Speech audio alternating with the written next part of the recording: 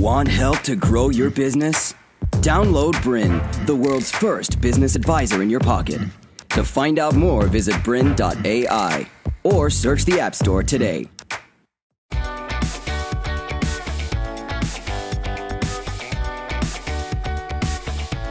Thank you. Hello and welcome to Masters of Business. I'm Ivan Frangi, as was said, and welcome to the program How to Design and Deliver a Wow Customer Experience. Now, it's said that some people are born great. Some have greatness thrust upon them. In the customer experience space, it was pretty easy for me. I had customer experience thrust upon me. The reason was I grew up in a customer experience environment. This is a picture of my dad on the right of that screen, and this was an Italian restaurant called the Bonacera that opened in Sydney in 1956.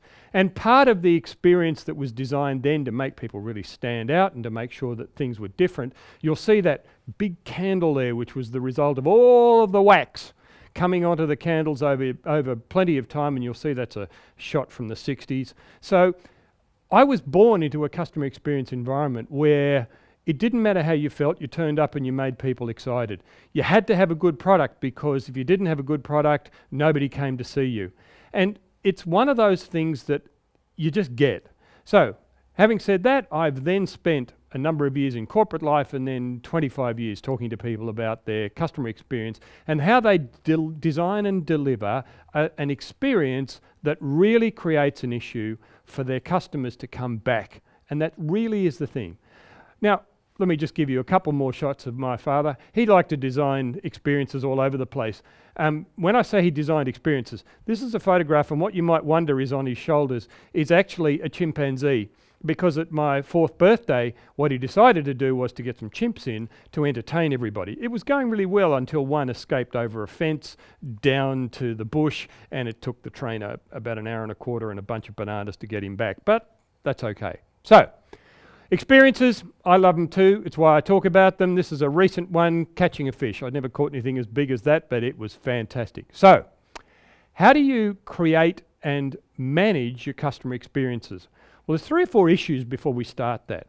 And one of the major issues that I hear my clients talking to me about is this customer experience thing. It sounds a bit ethereal. It sounds kind of, how do you grab and hold something like an experience?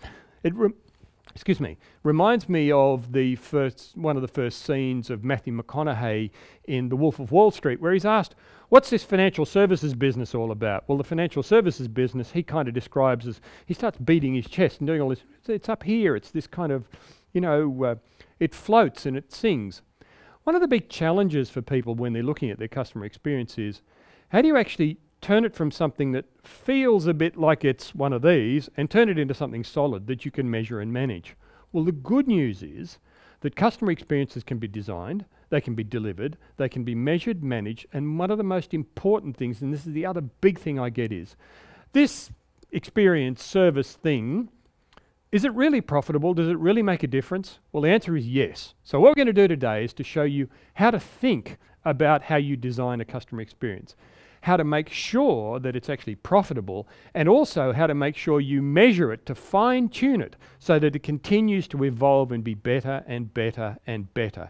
And that really is the point of the program today. So, let's move on from there. This is a map of what a customer experience looks like. So let me just go through it for you. Here, we've got the levels of customer experience and the impact on your business.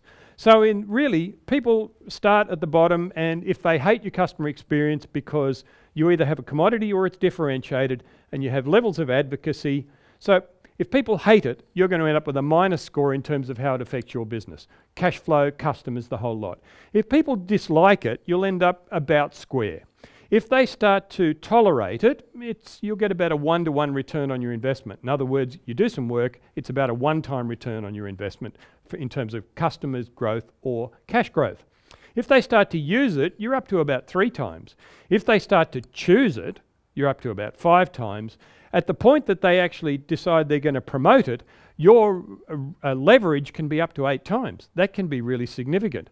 And if they start to brag about it, you're up to about 10 times. And it's fairly simple. At the bottom, people hate it. At the top, people love it, and they go and tell other people about it. But here's the key thing over here. And the key thing over here is the 3 decisions that every customer makes before, well, not before, when they're doing business with you, they make 3 basic decisions. And the first decision is this business designed for me, or is it designed as a customer, or is it designed for the business? In other words, am I working pretty hard here to do business with these people? If I'm standing outside this business, is it difficult to interact with them? Do they make me do things that I may or may not want to do just so I have the privilege of doing business with them? The next level is the bland band, and the top level is what's called the section where people love your business, they're promoting it, and they're talking about it. So what do these words here mean? FU. If you have a business that the customer perceives has been designed for you as the business owner, the customers will pretty much go FU. They live at the bottom of the chart here, and they won't generally move up. And what's happening is they don't like what you're doing and the effort's too high, and we're going to talk about effort a little bit more later. If you're in the bland band, you're in a situation, let me just move that so I don't trip over it again. If you're in the bland band, you're in a state where your customers really can't tell you from the others. You're all pretty much the same, you're sound the same, you look the same, your products are pretty much undifferentiated. So if you're undifferentiated, you're pretty much down here in the commodity section. If you're in the top section, you're a customer service business where your customer service experience, your customers are perceiving that as something where you've designed it for them. You've designed your business so that it's easy for them to do business. And here's the clue. If it's easy to buy, it's easy to sell.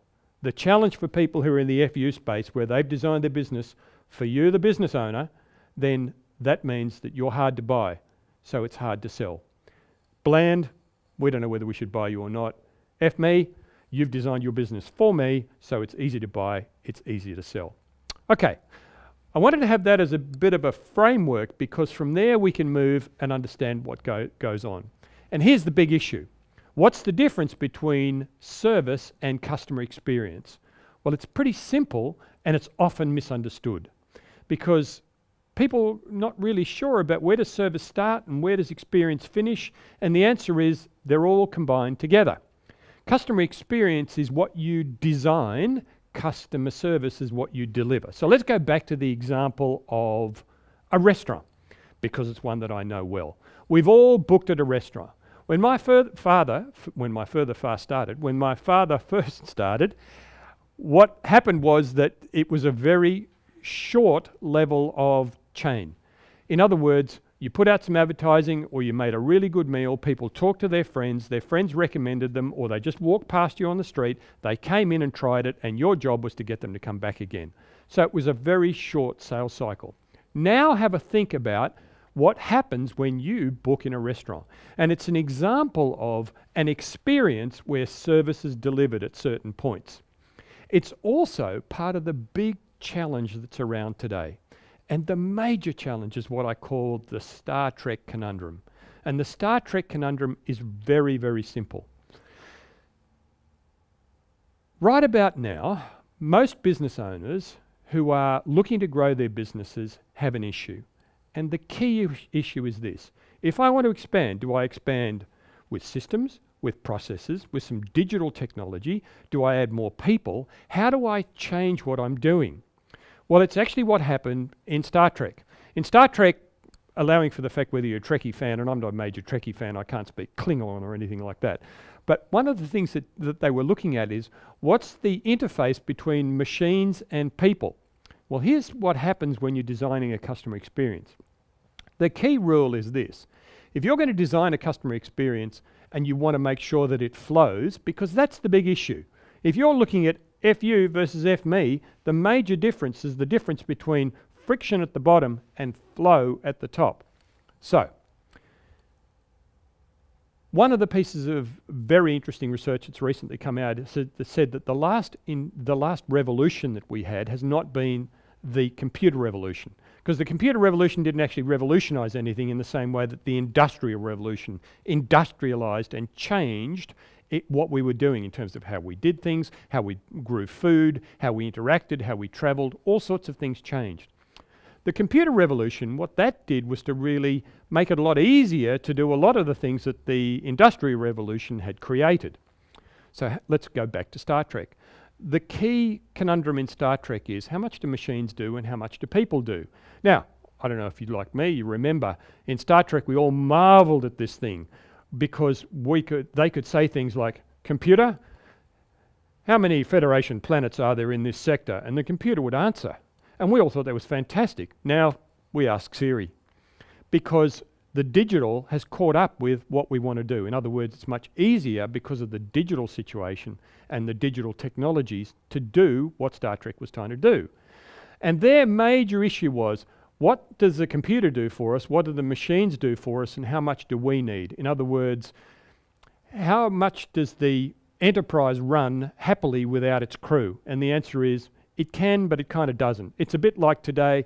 You can have an aircraft that will take off, fly, and land itself without a pilot, but you probably don't want to do that without the pilot on board.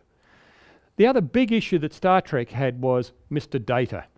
And Mr. Data was the person who was kind of the embodiment of the shift from here we are with data, here we are with kind of a human that's also data, and now here's a human.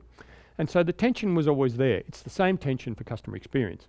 And the tension for customer experience is this. If you're going to design a customer experience, and I'm about to show you how to do that, but the philosophy is important first. If you're going to design a customer experience, you have to do this first. What you have to do is you have to decide, if we're going to change a process, is this process best run by a human, or is it best run by some kind of system that sometimes also includes digital automation? That's the key. Because if whatever you're doing can be done better by a machine or a system or some interface, get the humans out of the way because they're only going to bugger it up. If it's better done by a human because it requires warmth or judgment, then put the human back in. So let's go back to the example of booking a restaurant. Years ago, you used to have to phone up, speak to the person who was there taking the bookings, make sure everything was confirmed. Then you had to go to your Gregory Street directory and find out where it was if you didn't know. Now what happens? Somebody says to you, you want to go to a restaurant, or you Google the local area. And in the local area, you find all of the listings of all of the restaurants. And what you then do is you figure out that the restaurants have ratings. And based on the ratings, often you will make decisions differently about which restaurant you're going to go to. What you then might do, if you go to the restaurant website, because you also want to check out the menu, you couldn't do that beforehand, but you can now. You check out the menu, you check out the prices, you see what's going on, and then you might use a booking system like Dimmy. If you use the booking system like Dimmy, it then sends you a confirmation to say that you're booked at this time at this restaurant. The restaurant gets a... To continue enjoying this presentation, download Brin, the world's first business advisor in your pocket. To find out more, visit brin.ai or search the App Store today.